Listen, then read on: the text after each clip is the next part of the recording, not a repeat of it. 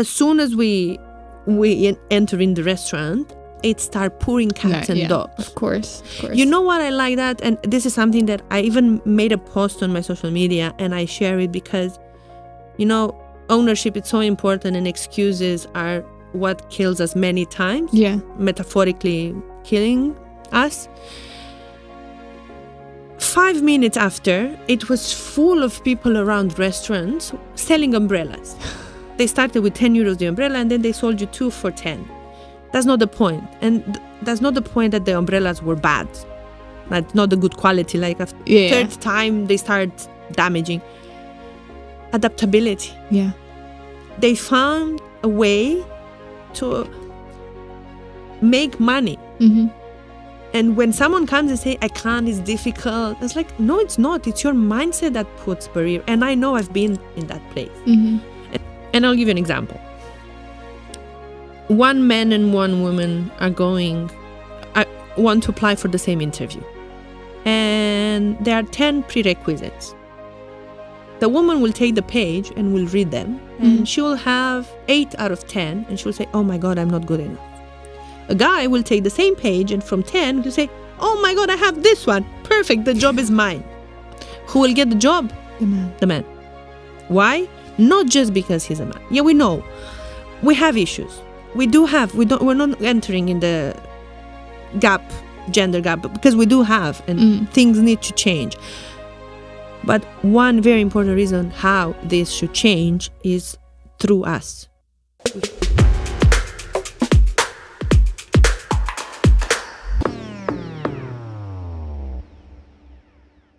On today's episode, I'm speaking with Raluca-Ioana Man, a strategic business advisor and board consultant working with founders, executives, and scaling companies on business strategy, positioning, and critical decisions.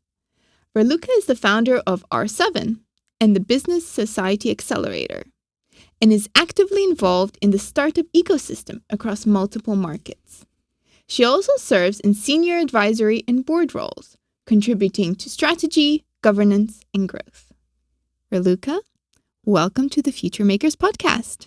Thank you, Annetta, for having me. And once again, congratulations on this amazing initiative. Thank you so much. And best of luck. I'm sure it's going to be a huge success. Thank you. It really means a lot coming from you.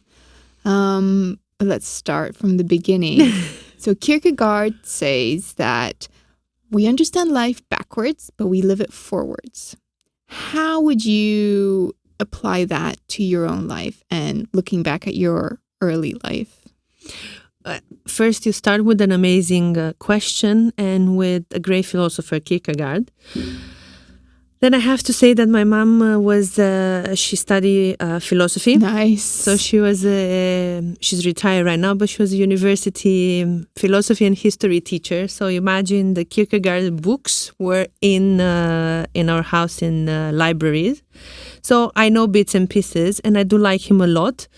I like because he always questioned life. He actually predicted that human will be very easy shifted and influenced by mass media, by narratives, by systems. And he was right. And for those periods, it's totally different compared, like, not a lot of people knew all these things. Yeah. And what he said with living the life, the backwards and the forward part, I love this because actually I do use a lot reverse engineering in both my personal and my professional life. And when I start working towards discovering myself, I deliberately use this to go back into my childhood and teenage years and try to understand why I do things the way I do, why some things are so deeply embedded, like loyalty and trust, why I have my non-negotiable set of values regardless of what I can lose, and why some things were more difficult than, I wanted, I expected, and try to understand how the child and the teenager felt and why. Because, we carry with us a lot of things and many times we don't understand the why behind our reactions and things. So, I believe this year's affect a lot, and if I'll have to sum up some of the things that, I don't know, played a huge role, was that I had to learn some things the hard way, and I had to learn the things on my way. I like that I had free will, because I had around me people, my family, I'm the only child, busy with their own responsibilities, their own jobs, their own projects. So I was lucky, now I'm saying that I was lucky to not be the spoiled only child. So I had to learn by myself how to do things. So I realized that I can build strength, that at some point I don't necessarily need someone to help me. And from the bad part, sometimes when you need those people around you, they don't have time for you because they are busy, and you can't understand this as a child or as a teenager. But is what stretched me, is what gave me a lot of strength, is what made me now to resist no matter what challenges life puts in front of me. And I am a firm believer of never say never, but I do believe in always being prepared and cherishing what you have. And one more important thing that this year has made me understand is that we can't do everything by ourselves. And that conviction that I don't need anyone needs softening, and it's something that took me quite some time to work on it. And it's funny, even now, if a client, a friend or someone asks me if I know someone or if I can help with someone, it would be so easy to make a call or send a text or a message, an email. I won't do it for myself. Which it's one of the things that probably, I'm not sure I said it again, but it's something that I still work on. Yeah. So where did you grow up? I was born in Romania, in a beautiful place, with surrounded by beautiful people that show me life from different perspectives. That taught me kindness, a love for nature, for animals. And now I'm thinking, especially my grandfather comes to mind. And even though Romania, as your country, passed through different difficulties, communism and all these regimes, I was blessed enough to grow in a family where I had strong examples of leaders, which probably that was one of the things that made me a little bit stronger and for quite some time more in a masculine energy than a feminine one, because I was surrounded by strong women, career-oriented, that find a way to balance all. And so I grew up there, but I travel a lot. I studied in a different city, both my high school and university, and then with work and with some projects I was involved in, I travel a lot. And I've learned this, from a young age, that I love traveling, I love working with people, and then it was easy to make the shift and decide what I want to study and what I want to be when I grow up, the question that you're asked. All the children are asked at some age. Now, there's a lot of things I kind of want to unpack there. You've already mentioned strong role models. Can you expand on that a little bit? Who were the role models, especially the women in your life that were kind of shaping you in those early years? Well, role models are very important, and I'm sure we all had. And if I have to mention, even positive or negative, and I have to mention the ones in my family, my grandma, my mother, some of my teachers, university teachers. Right now, after doing a lot of trial and errors, I have to say that at some point, one of my role models was myself.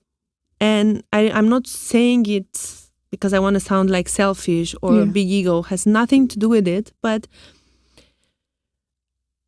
I realized at some point that I can be better and I should work to change and improve myself. Control freak, perfectionist, all this, which are not very helpful. So my role model at some point was who I wanted to become, the woman I wanted to become. And until today, I want to say this, that who knows you better than you do? Yeah. So regardless of the role model that you have in your life, and even here I believe with less is more, choose one, two that really represents your belief, your principle, what you stand for and what you want to build in your society, in your community. But adapt it to what resonates with you and put your own personal signature, because at the end of the day, you don't want to copy. You want to build something for yourself and by yourself, and why not motivate others? Yeah. Who was that woman? If you could describe her, who was that woman you were trying to become? Someone who understands that strength can be a great weakness sometimes. That woman that loves herself, respect herself, wants to support others, no strings attached, no expectations, that is kind and understandable, who's not rushing towards any decisions, who's not afraid to speak up, who's not afraid to say no, and who definitely hates, and it's a strong word, hate, and I don't have it, and I don't, but I need to say it like this so people and those watching understand the impact of something when you decide that you don't have to please people. And thank God for that. I was quite building that from quite a young age. My shift happens, for instance, with people and understanding that this is the woman I want to become. I was writing for the high school magazine, literature. A lot of people expected that I will go towards languages, literature, philosophy, history, like my mom, and definitely not economics, finances, business, which,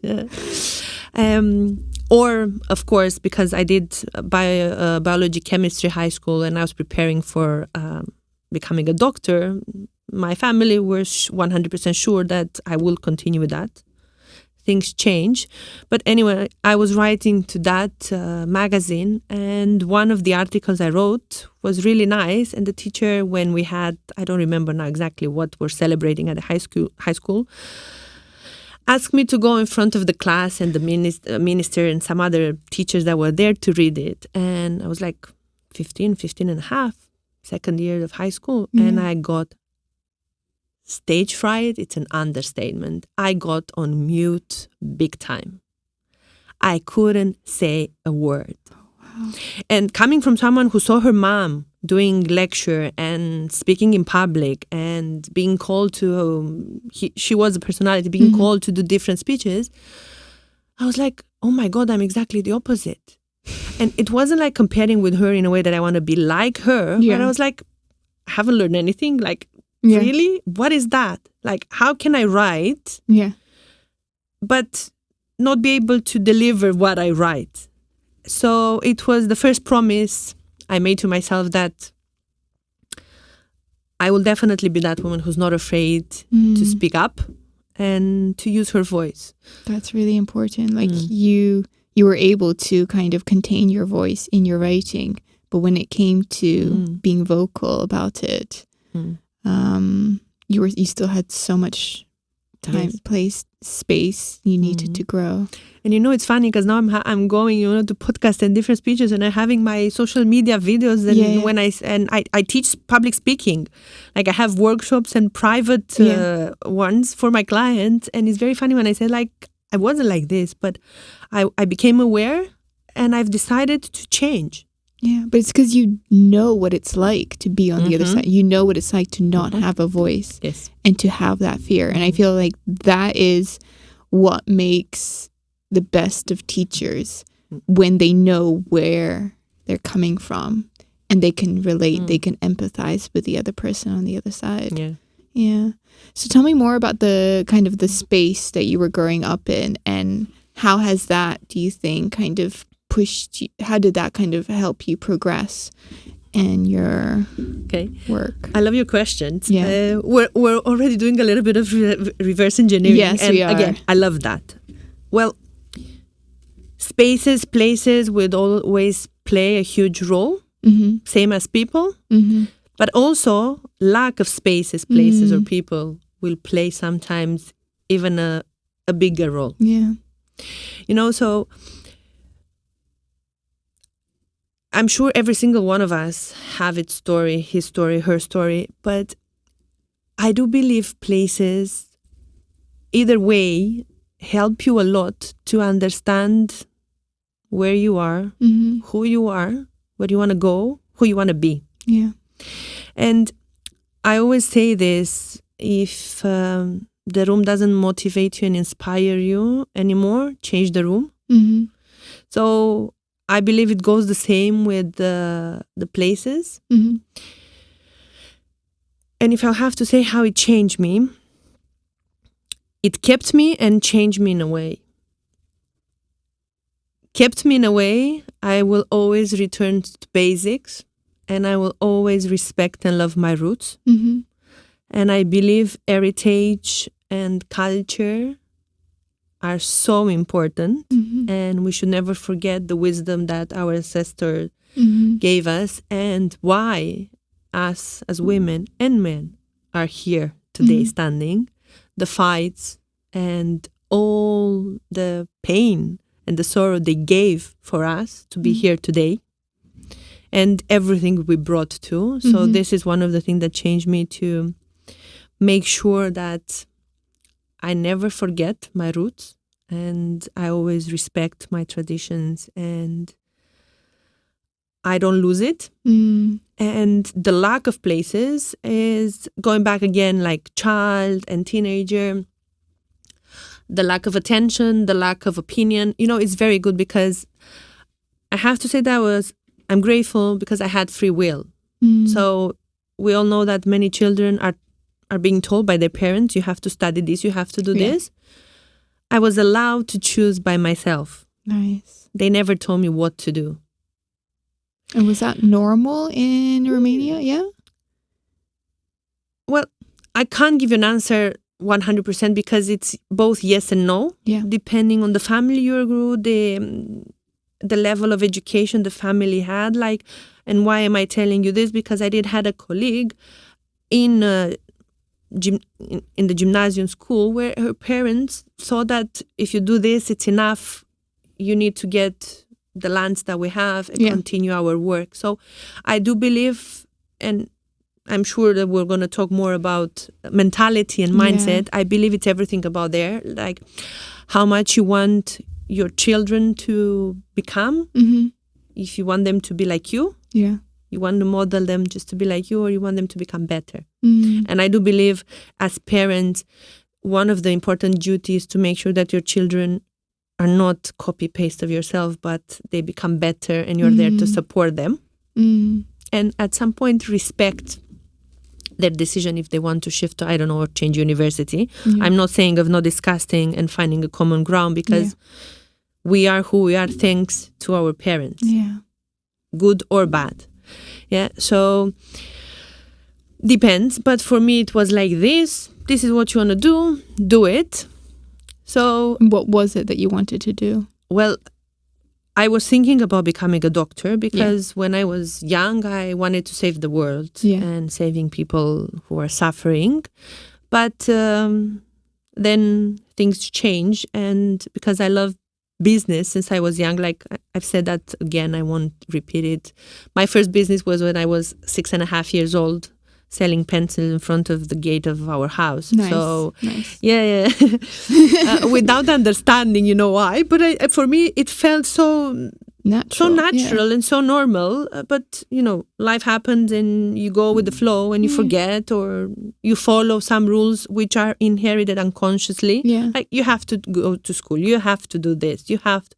And until you grow and you start building your brain and your mindset and your own character and personality and will, you don't make you're not asking questions. You're not doubting. You don't want to know why. You just follow it. So I've realized towards the end of my high school that actually I want to do business, economics. So I shifted everything. I let my family know. And I started finance economics, and then I had the opportunity to go deeper and do like a double major and do international business. Nice. And you stayed in Romania to study? I stayed in Romania to study, even though one of the university was and the master were in English. Mm-hmm. So yeah, and I did travel a lot because I was collaborating with some associations, NGOs, like Synergy Holland, YMCA. So I travel a lot for different trainings. So one great thing that happened, that having free will, I told them that there's this personal development and survival training in the Netherlands. I would like to go.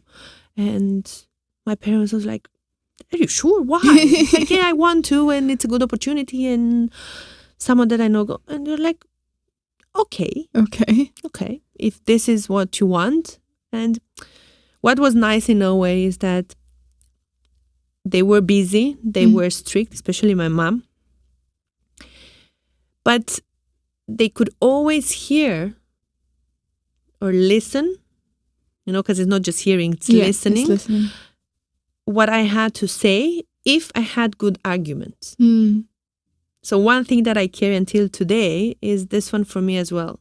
I'm always willing to listen, to respect your opinion. I will always respect your opinion even if I disagree, or the other way around, because that's the beauty of life.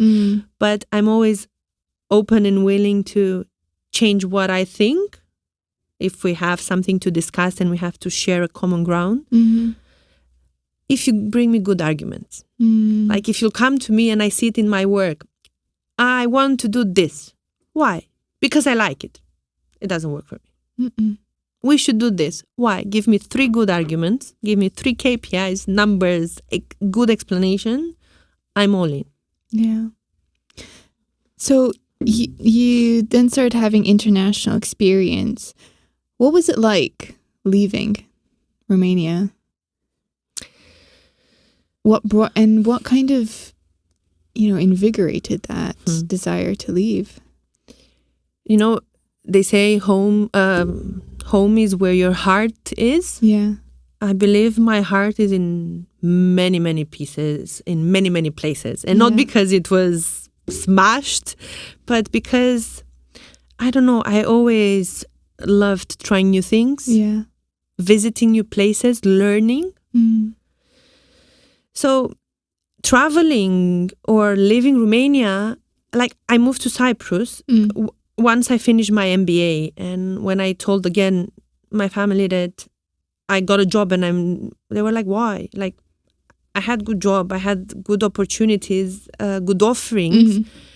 And I left something a lot better for what I've decided to do here. And they were like, but why? And I was like, because I don't have this experience there, and I want a good challenge. I want to start it from not 0, -1, knowing no one, knowing 0 from the language. Like I knew 3 words from my trips to Greece: Kalimera, Kalispera, and Fraules. I mean, survival 101. Everybody asked me, why Fraules? And I was like, because next to the place where we were with the training, it was a lovely old lady selling strawberries. And we had to learn to say 1 kilo Fraules. Yeah, so I'm always laughing, but this is what I knew. So I can't say that I'm very adaptable and flexible. So for me, it wasn't like sad. Like my mom, when she came first time here, and then when my father came first time here, they both told me the same thing. If you wouldn't be my daughter, I would say that you were born here.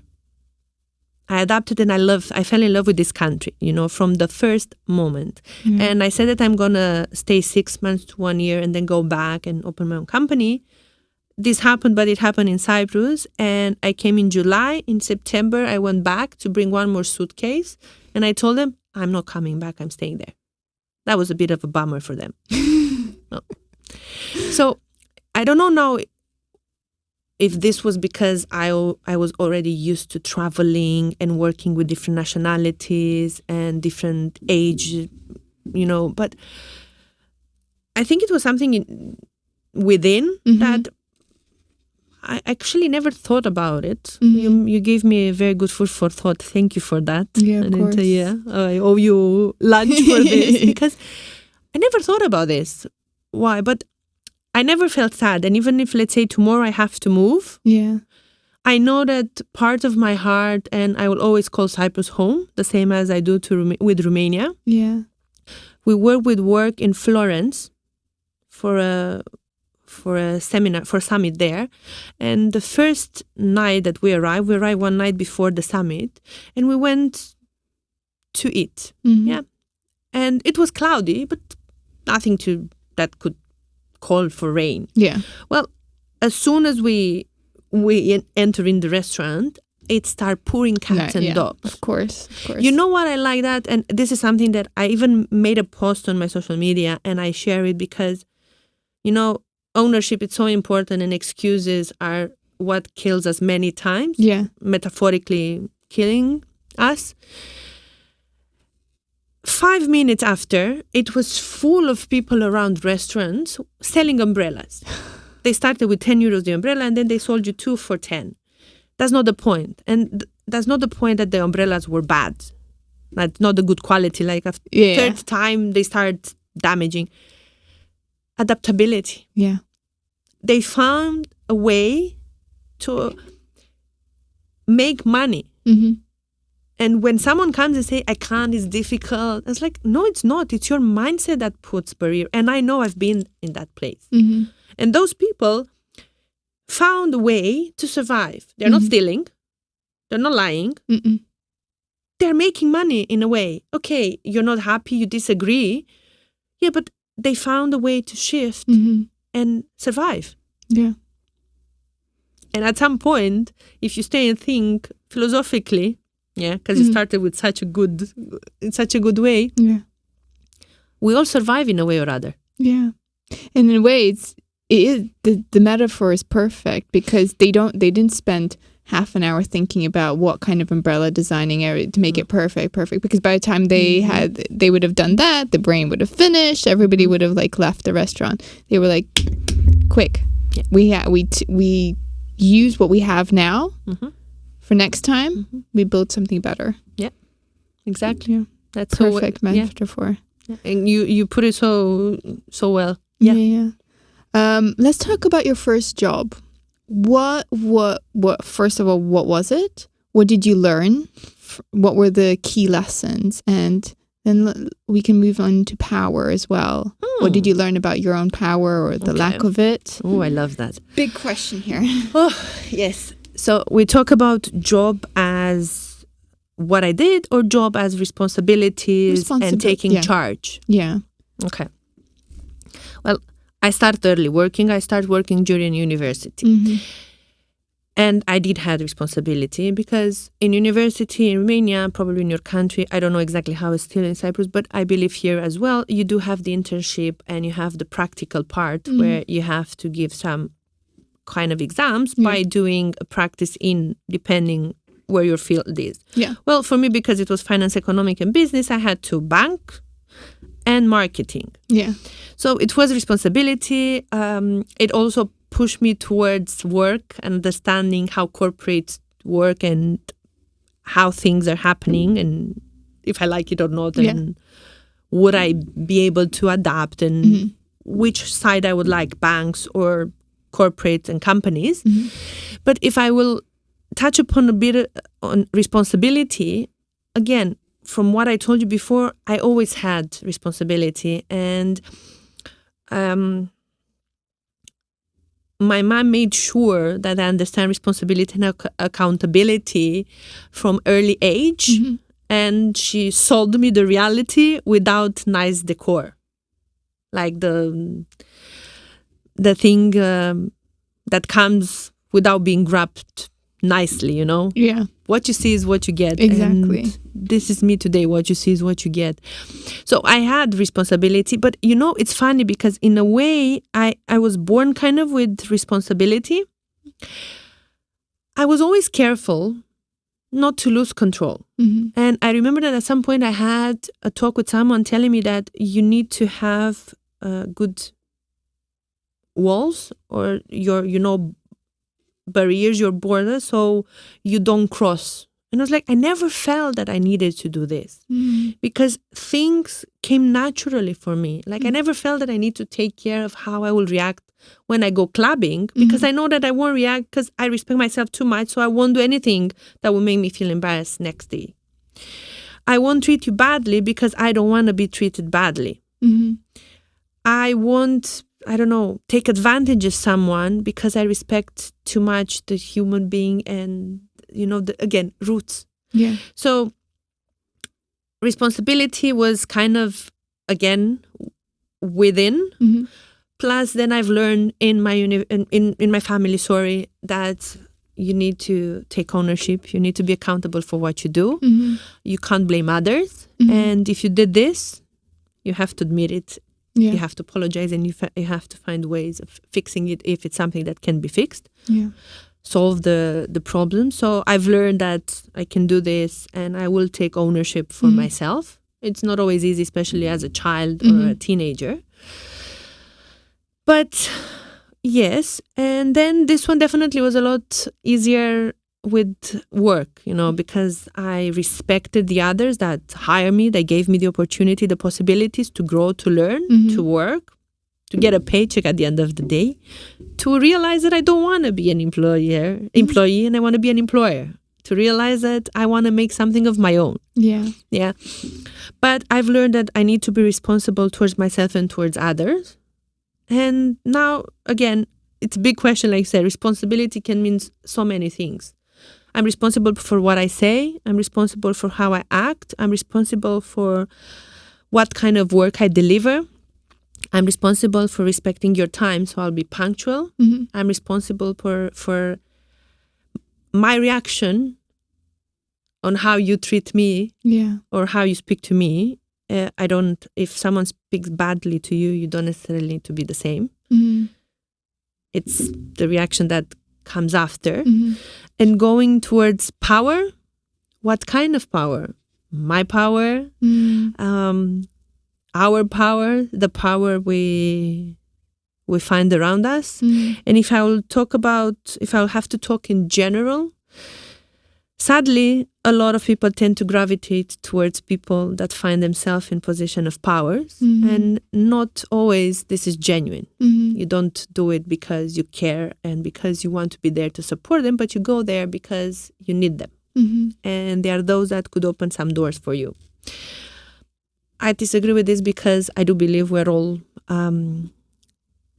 God's creature, and values are not measured by hierarchies or titles, and we shouldn't judge or measure people by this. But okay, a lot of people that will listen might say, yeah, but we need them.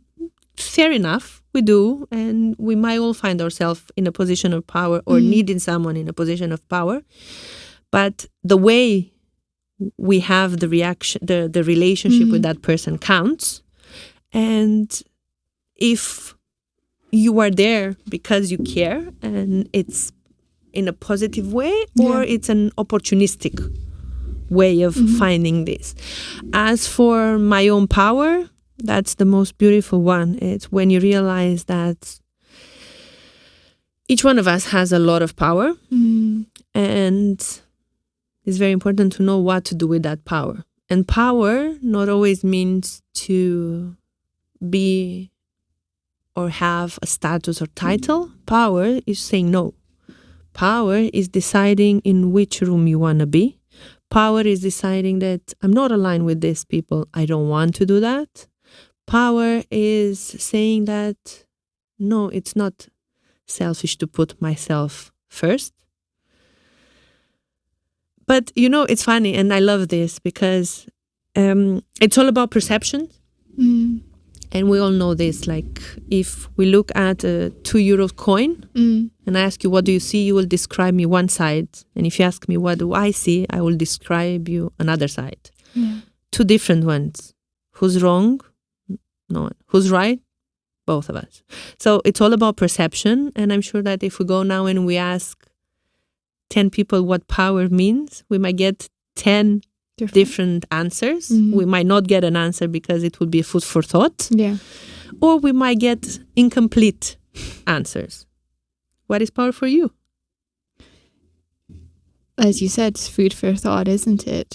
But I'm quite, I don't want to say surprised, but I'm really interested in how, even at such a young age, you were already kind of navigating these big topics, I would say, navigating power, navigating, your own selfhood and understanding the constraints you were kind of living with, but also kind of finding power within those, right? You, for a lot of people I know, it's, if somebody were to tell them, oh, don't do this, don't act like this, they would see it as a constraint. They would see it as a barrier, as somebody trying to control you. Whereas you're like, actually, no, these rules were made there for me to learn how to respect myself and how to value myself. And that is, such a defining moment, I feel like. So as a young person just finishing university, how did you go from there and then you moved to Cyprus?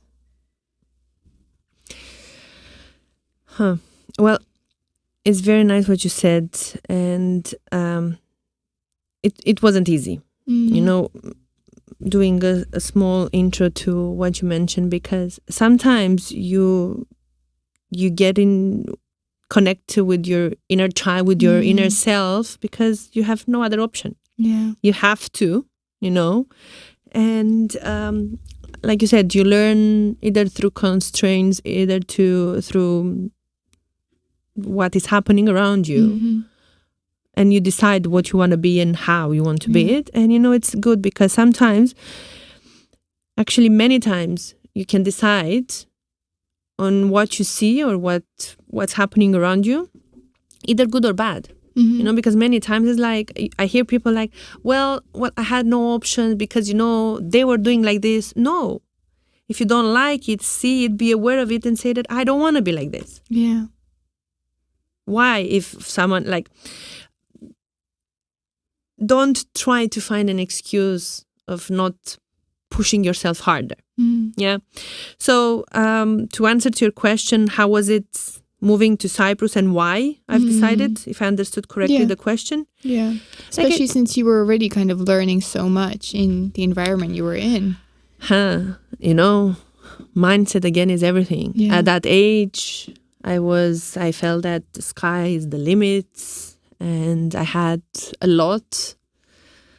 I had a good job. I stopped it while I was doing my my MBA, and then I had a good offering to be rector assistant, the assistant of the director for the Romanian Asian Business Center at the university where I did my MBA. That university teacher, she's one of those role models, very strict, but one of the smartest persons I've ever met. Yeah. And she knew how to push you, through strict and asking a lot from you, but she knew how to push you. So she offered me to be her assistant, and for a lot of people, even for myself, was a dream came true. But because I started working in the company, I did my marketing practice, and at that point, when you're like 22, 23 years old, what do you want? Money. So at that point, I wasn't necessarily thinking that this will be for future, for long term, something amazing. Right now, I want to be independent. And because I've learned being independent and not depending on my parents, I was like, no, I want to do that. I don't want to ask anything to anyone. I want to make my own money. I'm strong enough. I know I have these opportunities. And because I wanted to open a company of my own, like I mentioned, in Romania, I said that I need, because I work, marketing, real estate. I don't have experience in retail and luxury goods. So when I searched for a job in different countries, I wanted the countries to be good climates, like Cyprus, Greece. And I wanted retail and luxury goods, because I said, okay, marketing, communication, business. Everybody needs, regardless of changes, wars, things that are happening, people will always need clothes, people will always need specific garments. So this is one of the industries that will stay. Yeah. So I need experience in this. And you mentioned at some point that I had to pass through things to learn. So I'm not just talking because I read the book. Yeah. I said, how can I build experience if I don't work there? And I have to say that the 4 years I worked there, they were amazing. I've learned a lot. And now when I have a client and I work with people that they have businesses in retail and luxury goods, I'm always telling before they hire me, and they ask me, why should I hire you? And I was like, well, if you want to learn how to close the shop, or if you want to know how to not close it and make it successful, hire me, because I had the experience. Yeah. So, I've decided to come as a challenge. I've decided to gain this experience from abroad and then come back. So the plan was always to return. I'll tell you now. My plan, it was to return in a way, to return to my basic, like opening something of my own. Yeah. Not necessarily to return forever, because like I mentioned, I always knew that I don't belong in one place, and I don't feel enough in one place. And I always like challenges. And one more thing that I will say, I won't go too deeper, but I will say this. Also, one other reason why I decided to move was because I wanted to put 100% myself first. And I said, I can't say that I'm working on myself. I can't say that I will become the woman I want to become if I don't learn how it truly is to leave the rest. What do you want? So I did this. You completely moved environments, new place, new industry, new language, new climate, new people, new ways of doing things. In the beginning, it was a shock because they were so relaxed, not punctual, cigar. And I was like, what are you doing? Like, a minute ago when you enter with the card, and if you are late 5 minutes, did you be like this? And I was like, what is happening? And then I realized that the problem was me. Yeah. I had to learn to adapt and take life as it comes. Why push it? Why rush it? Yeah. I still like doing things, and I'm still punctual, but it's working on you a bit. They're trying. So you've mentioned you had this entrepreneurial spirit inside you. Is that like a norm in the environment you were growing up in? Did you see a lot of entrepreneurs in your circles? Well, not in the kind of way we know them now. Yeah. But if I'll have to give an example, the best one was my grandfather, who had a lot of land and a lot of animals. So he was selling, buying, doing. So I saw that. I saw people coming and working, helping with the land, with getting corn and potatoes and all this. And even when I was young, going and helping them on the lands and learning to work. And now I miss that and I enjoy that. Now it's like, okay, when I have my land, I'll have my own tomatoes, which I've done it. I've done it and I love that, I mean, you had your pencils, so your pencil business, yeah. No, but I think maybe we're not selling tomatoes. I mean, together. It could have been a buy one, get one offer. No, I did. I sold really? some other things, yes. Okay, yes, good. Yes, yeah. No, pencil was the beginning. And then it was like medicinal plants, and then it was mushrooms. It's like, don't go there. Well, during summers, I have found opportunities to sell. We have a lot of organic stores and factories in Romania, and because the area where I was living, the countryside, where my grandparents had their land, it was full of medicinal plants. So they came, they called the different people at the mayor office, and they announced that we are doing this, and people that they want to volunteer and sell were paying. It was summer holidays, we're making money. Yes, count me in. Yeah, well, my mom being a director, people start, bubbling and saying, but you're director of the school and you have only one child. Why she's doing that? I was like, I deal with her. I told her, no, she's not listening. She wants to make her own money. Who am I to stop her? So thank God for that. You know? Yeah. So I've seen this, but I also seen the other one. And again, the lack, and it's so important because what I've noticed is that if you have only one, you might miss the other. And both things. If you're having you're born with a lot of money, you might lack, and you might not never understand how it is of not having. And if, God forbid, and something happens, you won't learn how to do it without. And the other way around. If you are born without money and suddenly you get a lot of money, you will lose them because you don't have the mentality, you don't have that financial literacy. Yeah. Thank God I was born in a family over average, so that was not an issue. But they weren't the people that easy to give me, and they wanted to learn and understand that you need to work, you need to earn them. You need to deserve to get them. You won't come and ask, I want this, and you'll get it. Yeah. So I believe both, like seeing the entrepreneurial into my family, but also the surrounding with some people that also from the family who prefer to have a 9-to-5 job, and they thought that opening or doing this is nonsense and it's not for the future. Slowly, not when I was a child, but in time, growing and maturing made me realize that I don't like the 9-to-5. And I like the entrepreneurial because you might make, you might not, but it's challenging and you're learning and it stretches you and it pushes you out of your comfort zone. Either you want it or you don't. Yeah. So you were here in Cyprus, you were working your 9-to-5. I'm not working my 9-to-5. When you first came? Yes. When you first came? Not quite. Not quite? What was it? Well, I came as a position of manager running different stores. So the good thing was that I just had to follow the 38 hours per week. Okay. And I made my own schedule. Okay, good.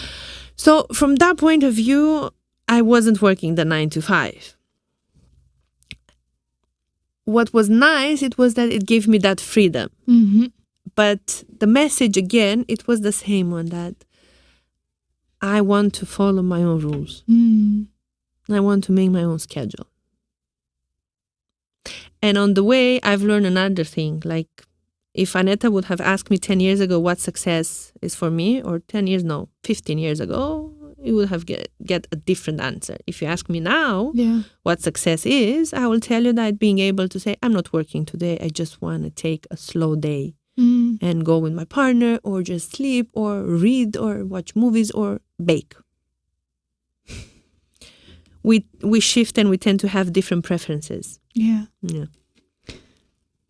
So now that you're talking about success, what about failure? Oh, how much time do you still have? You're free to. Because failures, I've lost count. Yeah. And they're still happening. Well, if you don't fail, you're not trying. Who's not failing? Someone who does nothing. And success without failure many times is not coming. You don't even notice it. Exactly.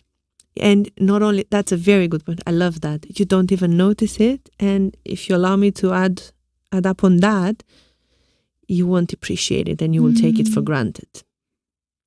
But failure will teach you two things: trust, and one even more important, humility. Once you learn, because it's important to realize that you failed, you acknowledge the failure, you take ownership, you find ways how to fix it, stand up and move on. Because if you don't, you've learned nothing. But if you do, I love these two lessons. And humility especially, because it's very easy to be up there and it's a lot easier to fail. And what you do when no one's watching is also so important. And we shouldn't be ashamed of failure. We should consider them life lessons, because we're learning how to adapt, how to pivot, and notice success and appreciate it. And you know what else? Stop and enjoying it, because I was also at some point, I reached a point where I was achieving, and I was like, okay, so I'm this and this and this and this. But I never stopped to say thank you. I never stopped. I was grateful inside, but I never stopped, to celebrate it. Yeah. I was like, okay, I've achieved it. Let's move to the next one. Yeah. Yes. No, it's not like this. And once we learn, we lose this, we lose the trigger and the willingness to go more. Because at some point, you shift, you change stages, the people that they come around you, the mentality. You grow up as a person. And if you don't learn how to stop, to notice it, to acknowledge it, to appreciate it, to see if this success inspired those around me, this success brought me some lessons. Because it's not just about being in front of people and speaking on stages. It's not about being called and, it's so much more than this. What do you do after with that success? Yeah. What doors can you open, not just for yourself? That's the important thing. Use that power to open door and support those who need more than you do. You mentioned failing and when no one's watching. But then it's always you're watching yourself, aren't you? And you're kind of learning from yourself by watching yourself in a mirror. Can you tell me a specific failing moment that you kind of still feel it in your heart today? Well, I love this, what you said with you still watch yourself in the mirror. And well done for that. I believe we both agree that not everybody does this because the majority tries to be someone else for the people watching. Yeah. Doing for the people that. And taking things for granted. We are all replaceable. Yeah. We're not here forever. So for as long as we are here, we should make the most of it. And I'm saying this because I did took things for granted at some point. And I said it in one of my speeches that it wasn't of the failures that I do remember a lot, but this one is maybe a good example for those watching and thinking when they take things for granted. You have a business, you have a good client, and the project goes well, and the client come and say, we need to move on towards the second part of the project, which is bigger, nicer, better. We expanded from Cyprus abroad, so on and so forth. And you feel like, oh my God, this is amazing. And you start preparing and you have meetings and everything goes well and you're very happy. And then nothing happens. And suddenly the client comes and tells you, we won't be continuing. Take the carpet out of your... Yeah. No explanation, no nothing. So cutting the wings, you pull them out. Whose fault was that? No one's fault was that. Once you realize it was a failure, in a way, yes. And why it was a failure? It was because I failed to have me, who's shouting and telling to her clients and the people that they're asking for her help, have a plan B, have an exit strategy. I was the one not doing this. You can't take things for granted. And even if everything is perfect today, tomorrow it might not be. And it has nothing to do with you in the majority of cases. Maybe something happened with that person. And I found out that things shifted in that company. And it wasn't because of me or my team. It was because someone else had to make another change. So things couldn't move at that point. But my failure was taking things for granted and not having a plan B. So the failure wasn't for me and for my enthusiastic part. It was disappointing because I disappointed my team. Because I went to them and I promised them and I was excited and I made them become excited. And then when you come and you tell them, sorry, it won't happen. Why? I don't know. I don't know what was worse and what was hurting more. Not being able to answer.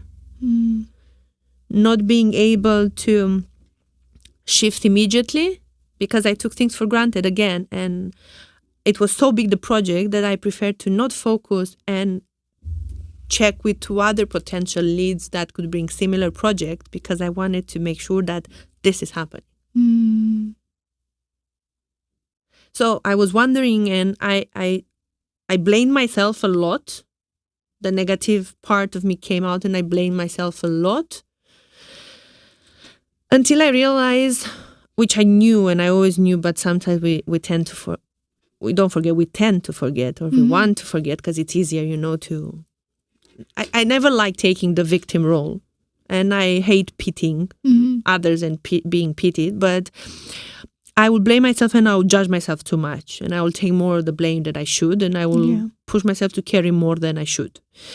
But I've realized at some point that everything happens for a reason. I always knew that, but sometimes I had to, snap out and realize and remember that door had to close to make room for others, new projects. But before that, understanding who those people from my team are and will stay, who were there for specification, we talked about power, and the lesson that I had to learn. So now I have plan B and C and 2 exit strategies and different baskets. And I'm still learning. And I'm still saying that there's a lot of room for improvement.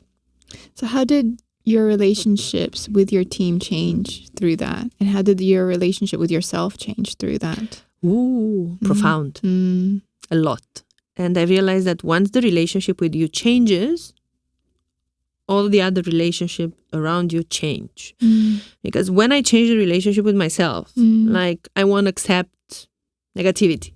I won't accept gossiping. I won't accept toxic people. I won't accept complaining anymore. I prefer to stand up and go. If the room is not aligned, if you invite me last moment, I won't come. I don't need a place because you need some more people to fill the room. If I see that you're not genuine, I don't want to be in your... It doesn't matter how big or how small is that event. And if I really want, because I have something to say or it will help me to be there, I'll say no. Out of respect, not because I want to prove anything. So I've decided to put some good established boundaries. So when I learn to respect myself, to take charge and ownership and accept my flaws and my failures, the relationship with team changed. You want to work, you want to support, and it's a give and take, I would always support you. You just want to take, we can't work together. Respect me and I'll respect you. I respect you, respect me. I believe it's a mutual relationship. And we're not just a team. We spend maybe more time between us than we spend with our families. Yeah. Why not making the most of it? Why not growing? Why stopping knives behind our backs? Why? Yeah. So I changed the relationship in a way that now I'm very careful, and I always believe, but now, especially in business, less is more. I don't need 10 million partners, but I do want a strong cluster with people that I know, because I've done, been there, done that. I will help you. I will take you somewhere to promote you because you need it. And going behind my back and saying what Raluca does, I can do it cheaper. I had it few times, quite a few times. I don't mind, because I've learned that I have nothing to hide. And how I do the work, you won't be able to do it. Not because you're worse than me or better, because every single one of us is different. So if I can help you and you need anything, I'll give you everything. Even my templates and framework, take them. I don't mind. Because I've learned to help without demanding anything in return, without expecting for anything in return. So with my team and my partner, the same. We are few, but we really support each other. We're not playing you're making more than I do, and no. And we care for each other. Like even now, when I was coming toward this, I wanted to check with one of my business partners that I cherish so much and I respect so much, and she's such a powerful woman, to see how is she. Because I believe it's more than just working together and making money together and having a business. These things happen so fast, and people change and markets shift, and like Taleb says, black swans are happening and you can't do anything. You can't control them. I do a lot of forecasting and I do a lot of scenario planning and we work on reports and what's happening in the future and trends, and you still don't know. You still can't control all the narratives. No. But you can control yourself and the reaction in how you treat people. Yeah. And not, again, those in position of power. How you treat the waiter tells more about your character than, say, how you treat the manager. You know, it's funny because the first time I saw you on stage was at the Startup World Cup, paneling the women's panel. And that was my first impression of you. It was just this genuine care for these women that you literally met 2 minutes ago. But there's genuine compassion towards them in the way you were speaking, in the way you were listening, in the way you were asking the questions. To these absolute strangers, but in the way you presented them, it was as if they were family. And that's kind of when I saw that and I was like, this is somebody, you know, if I ever start something, this is somebody I'd want to hear her story and platform and do anything I can to support. So honestly, see, I'm having goosebumps. That means a lot. Thank you so much.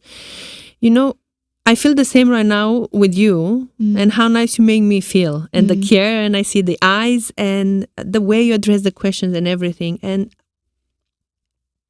what you felt about me, I feel now about you. And I believe you resonate here with me. It's very important because the role of the moderator, the role of the interviewer, it's a lot difficult than the panelist. You need to make them feel comfortable. And if you don't have any complex, like, I'm not there to show off, I'm not there to say that I'm the best. We all are good in what we do. And if we truly believe in supporting each other and in about showcasing our work, yes, you will care because it's your responsibility. We talked about responsibility. Yeah. It's your responsibility to make sure that every single one of those amazing women feels great. Not, okay, no. And this is very important. And I do genuinely care. But okay, I need to be honest. And I'm always honest. And I want to say something that my parents taught me two very important things. My mom taught me brutal honesty. Again, and I say now, honesty cannot come wrapped in a pink bow and a pink paper. You like it or you not, and only one that care about you will tell you even the bad things. And don't take a negative feedback as something negative. Take it out of care. Yeah. And the second thing that my father taught me was that creativity and talent should never be misplaced, thrown away, or forgotten, regardless of how difficult life becomes. So I am honest. And why I wanted to say this is because I don't like harming people. And I always want to help. And I'm always genuine and care. But if I see that you want to take advantage of me, if I see that you're using me or you're trying to use me or stabbing behind my back or we all know we are being, I won't do anything. But I will just ignore you. I have nothing with you. I will not say something bad about you. I wish you the best. I will be very kind every time I see you. But you won't be in my life anymore. Yeah. And again, I don't believe it's my fault, but your reaction and your action towards me generated this. And especially if at some point I did open the door and you were there and you decided to mess up my house instead of respecting it, then you pull yourself out by yourself. Exactly. You know, it was a video at some point that a big rock was coming to damage a sand castle with some midges, and a giant wanted to stop the stone, and he was pushing it towards the hill, a huge hill, huge stone. And the small people start shooting at because they couldn't see the stone, but they didn't even, try to find out why. And at some point he said, okay, you don't want to be helped. And he let the stone. So this exemplifies, I won't do that, but every single disappointment that happened, I'm still trusting people. Yeah. I will still help. Even those that they use me, I will. If you call me, I'll help you. I will probably help you. Mm-hmm. Unless you did something very bad and I won't answer the phone. But I do believe in genuine relationship. And I believe that at some point when you build your relationship with yourself and you know who you are and what you want from life and who you are and who you are not, then you align. And people, either you leave the room, either people leave because they don't feel that they resonate anymore with you. I want to learn about the person who came here to the island, to this new place, and had the courage to start her own business. Can you tell me about that person? What was it like starting your own business? Well, the perfectionism came in, and I opened my company in 2017 because before that I worked on projects like collaborating with different companies, similar things, but not with my own company because I felt that I'm not ready. You mentioned before, like, don't wait until you're ready because probably you will never be ready. Exactly. But once I've decided that I'm ready, and I wasn't, that's the funny thing. Like think, yes, you are never ready because what you learn in school has nothing to do with what you learn in real life. But when you deal with the client, I won't come here and start telling you the definition of I don't know what. I will have to sell myself and my services in a way that will convince you. Yeah. And you learn, and sometimes you learn through accept failure, through bad experiences in a way that you get good projects, but you don't say no to anything in a way that you want to do everything because you want to prove how good you are. And at some point you end up that you have a good project with good pay, but you work like 2-3 employees. So instead of working less, you work a lot more because you want to make the client feel happy. So that was one in the beginning to do everything and making them succeed, which they did. But I've lost myself in a way because I've lost my free time. And one of the reasons was to be able to, what I told you, to fix my schedule in a way that I can have my own free time when I want it. But I've learned a lot. I've learned what I like to do and what I don't. Because, in the beginning, I opened a company consulting, specialized in specific things. But in the beginning, what are you doing? I'm a business consultant. Okay. I'm laughing even now. And I had people coming after my speech telling me, I have this problem. I'm saying I'm a business consultant and nobody knows what I do. But do you know what you do? Not really. Welcome to the club. Yeah. So, business consultant, doing what? Everything. You can't do everything. So it was this kind of relationship, building and learning. And especially, when you're not ready, you will do a lot of preparation. And I won't say more because I'm talking tomorrow about this. So I can't develop everything. We need, this will be just the warm up. Yes. Yeah. Over preparing, it's not good if you don't take action. You just use it as an excuse, But once you say, okay, I'm super prepared, you take for granted things that can happen, So you have opportunities that some people, because I remember I got a contract and someone told me, oh my God, I got this kind of contract after 10 years. And you got it in your first year? I'm like, yes, of course. But I ended up doing a lot more, which I don't regret. Because again, I've realized what I know to do very good, what I need improvement at, and what I don't want to do. So it was a very nice and challenging period in a way that I realized 100% that you're never ready. You will never be ready. So just go ahead, but make sure you're specific on what you do. And it's like, if you can't explain in 30 seconds what you do, and you can't explain it in a way that a 10-year-old child understand what you do, and a business owner understand, and an employee, and at some point you end up saying, yeah, but how many people do I need to explain? Because they can't understand. Do you understand? So now I've learned to work and say, what I do, I'm not a business consultant. I'm a business and a brand strategist. So I work and help you with your brand, with the strategy. Well, I don't enter it, because even with this one, a lot of people will be like, but I don't know what is that. Yeah, because strategy is, again, but it's not about promoting what I do. It's about general things. So I will stop here with this. But it was a roller coaster. It was a beautiful road.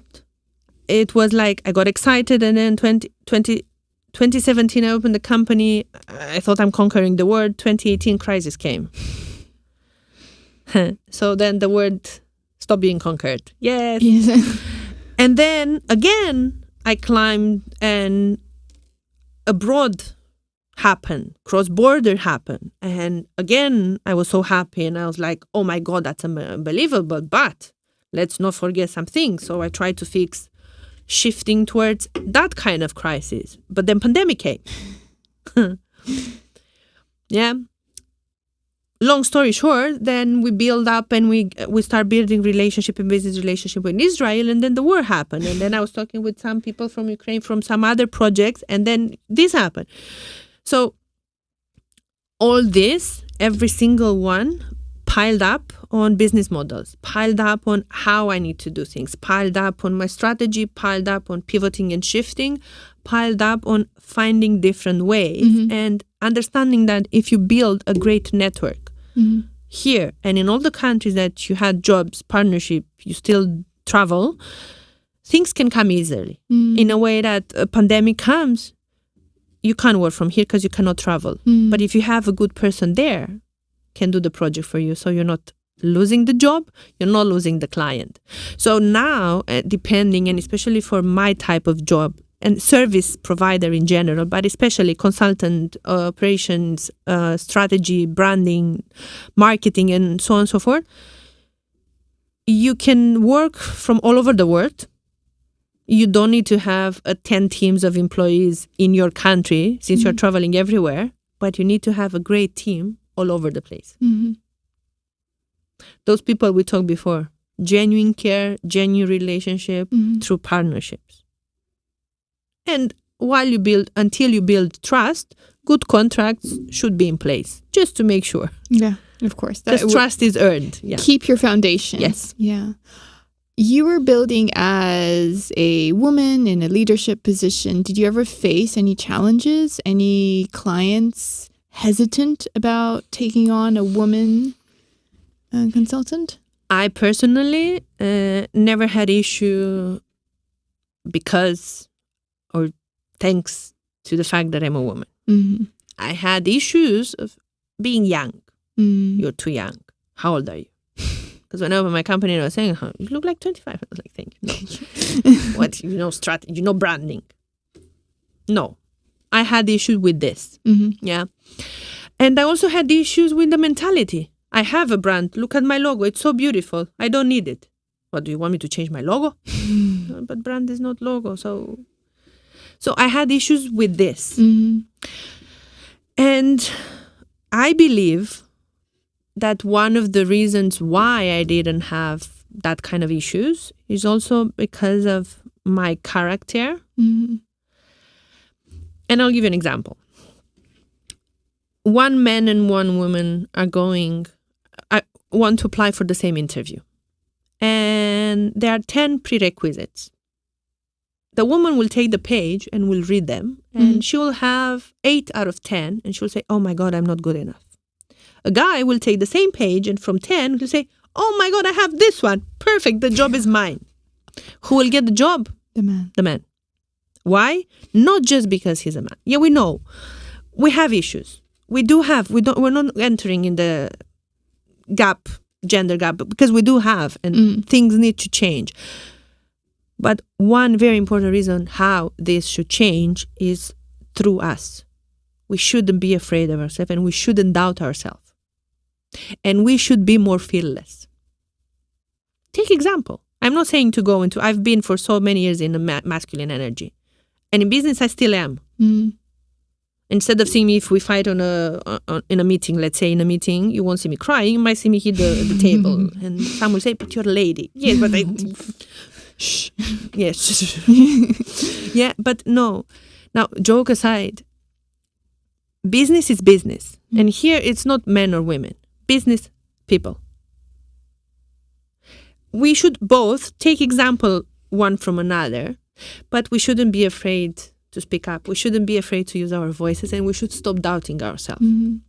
We can't do everything, but we are amazing at multitasking.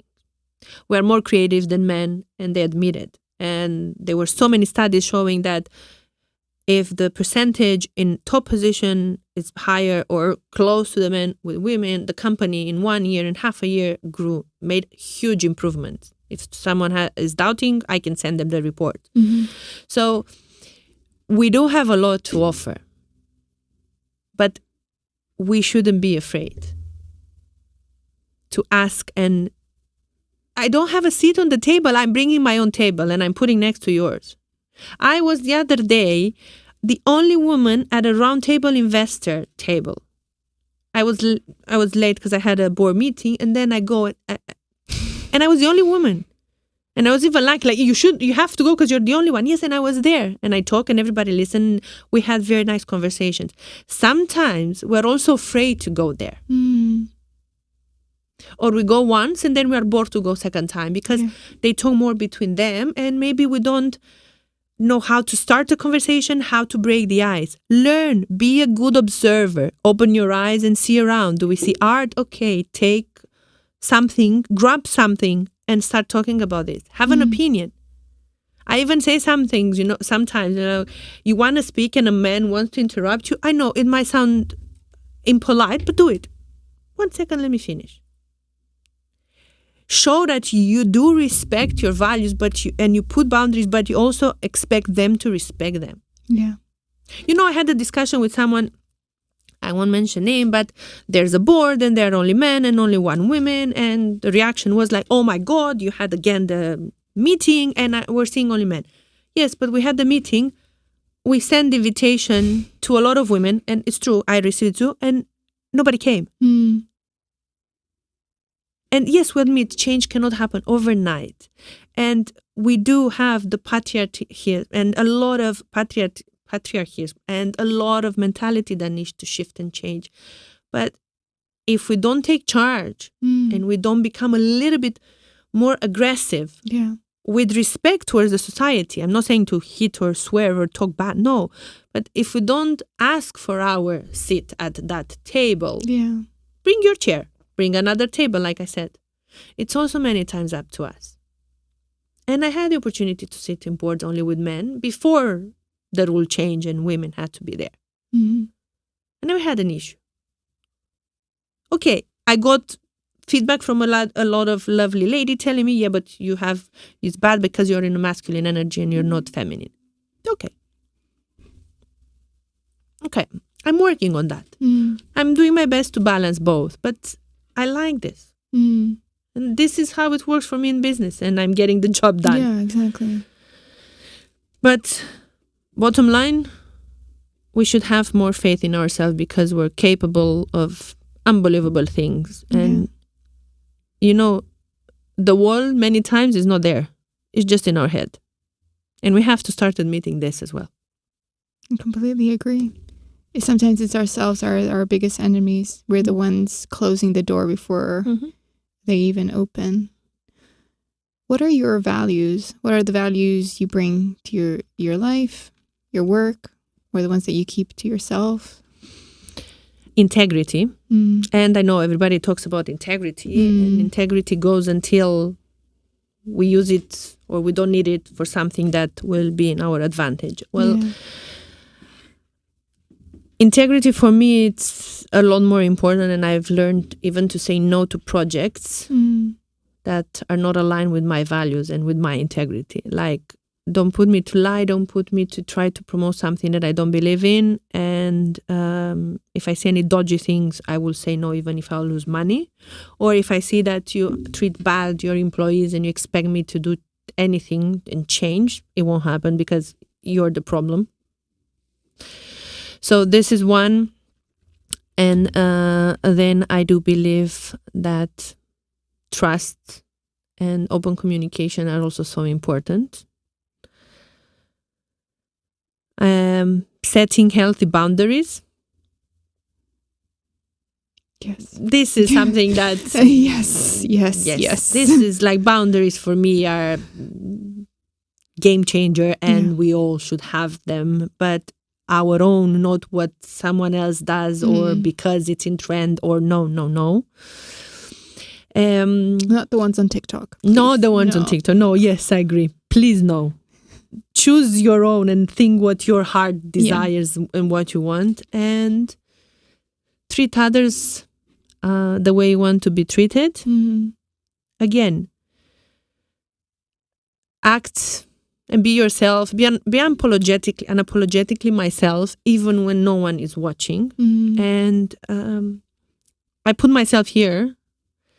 It's very nice to wake up in the morning and look at yourself in the mirror and say that I hurt no one. I tried to help. I was honest in my job, and I said no to this. Yeah. Well, with those values in your basket, what is the kind of future you're building towards in your sector, in Cyprus, but just even in general? Okay, I will go. I wanted to add one more thing to this values and tie it up on something, because it's something I don't talk often about it, but I feel that we should put it to be out there. Again, for no reason, just to raise awareness and maybe motivate others, even though I believe in discipline more than motivation. Motivation fades. One of my values is also my faith and the relationship I have with God. Because no matter what happened in my life, it was the only constant. And regardless of what path I took and what beliefs I thought I had or what I searched for, God was always there, and I always turned back to that. And it's also one of the relationship I'm saying this because it resonates with the future. I want to start and end my day with God, because if I believe that if this relationship is aligned, everything else will fall into places. And it's unbelievable the amazing things that can happen. Yeah. Once you start searching for the alignment. I'm doubting, I'm fighting, but I'm working towards having the best alignment I can do. And future with that God, it's impossible because He created us. And I hope for a realistic future, not a utopia. Utopia, it's an illusion, comes with a lot of slogans and not responsibility or accountability. Many tried to create it, never succeeded. You know, this island has an amazing potential, but what needs to change is the mentality, the collective mentality. We need to start asking together some questions. What kind of country do I want to build? What kind of behaviors I want to bring up front? What kind of behaviors I want to tolerate? And what are those behaviors I don't want to tolerate? And what my country has and should offer for a sustainable long term, not short term things. And this, yes, the government. So if the government hear us, please start asking the questions. But also from us, each one of us, that we came here, we built a life, we promote Cyprus, we love Cyprus. one person at a time, one action at a time, one act at a time. Be the change you want to see in the world. Yeah. Yeah, you can't change the world, but you can change one person. You can change one act. And even if we inspired me and you with this podcast on every single episode, if you inspired 2 persons, you are doing more than 70% of the people, at least.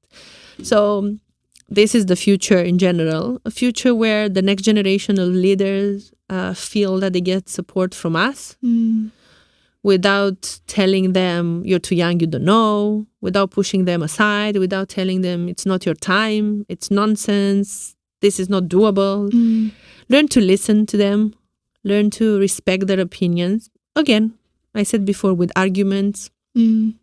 And from my side, supporting those who ask for my help, trying and doing my best to, again, equip the next generation of leaders. So I prefer a strategy that doesn't copy models, but make sure that works and implements the one that they work and they're suitable for every single niche, for every single industry, and for the needs of that specific company, for the needs of that specific new leader, for new projects.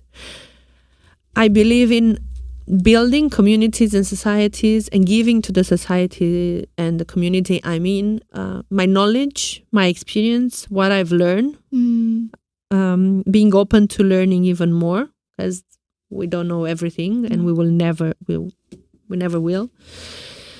Making sure that I can support as much as I can and building something that lasts. What can that be, do you think? Everything and anything, like making sure that you're inspiring and giving 3 things from your values or from your project, or you're training and mentoring 3 young teenagers that they get their wings or they grow their wings. It's an achievement. Allowing them to shadow you while you do the work and understanding the honesty and the reality as it is. Sometimes it's very important to realize that it's good to protect, but sometimes it's good to let them learn. Because how can they learn if they don't try by themselves some things? How can they learn if they don't understand what struggle means and what it means to fall down and get back up? So if you could give a message to those 3 young people, what would it be? Well, I don't hope for them to anything. In a way, usually you say, I hope that you don't get my struggles. No. You will get your struggles. And that's the reality, and we need to put it out there. I wish that every single one builds her or his own path with life experiences, with trial and errors, with failures, with pains and sorrows, because I don't regret the pain and I don't regret the lack of things or the presence of things, because everything that happened and did not happen in my life made me who I am today. And probably made me appreciate some things more than I would have in other circumstances. So what I wish for them is to believe in themselves. Don't be afraid to ask for help, both men and women, because change happens when both genders sit at the same table. So getting different opinions on the same topic, on the same project, will definitely help you. Use your voice. But don't forget that you live in a world that you should respect if you respect yourself and your values. But you don't live with the world. So you're not here to impress others. You're not here to please others. You're not one more ship to follow a mass. Be unique, be a little bit different. Set the trend instead of following. Or at least come with a new idea. But trust yourself and have faith in God, but have faith in yourself as well. And make sure always that you work on your mindset. Beautiful. Thank you, Raluca. Like well, Thank you. I feel like, I've just woken up from like this. Yeah, thank you so much. Your words really, I can still feel them, feel the chill from them. I'm still having digging some memories, and this is thanks to you, because you genuinely made me feel like I'm talking with a friend. Yeah. Not sharing with people that will listen to us. So thank you. I think that's the most important. I feel like sometimes when we look at people, especially on social media or on like the stage, we feel like they're very disconnected because there is some kind of barrier. But actually, I feel like sometimes having conversation, listening to people talk, just human to human, it just helps us to connect to ourselves as well and to connect to others. So it does. It's so important to learn to connect. And many times what you just said, connecting with others helps you connect with yourself. And like I like to say, connect with your inner child, with your future self. Yeah. And definitely the journey between. Yeah. So yeah. Thank you so much. Thank you. Thank you for joining us. Thank you for joining this. Gosh, 1 minute. Thank you for joining this conversation at the Future Makers podcast. If you'd like to listen to any other conversation, please do subscribe. Thank you.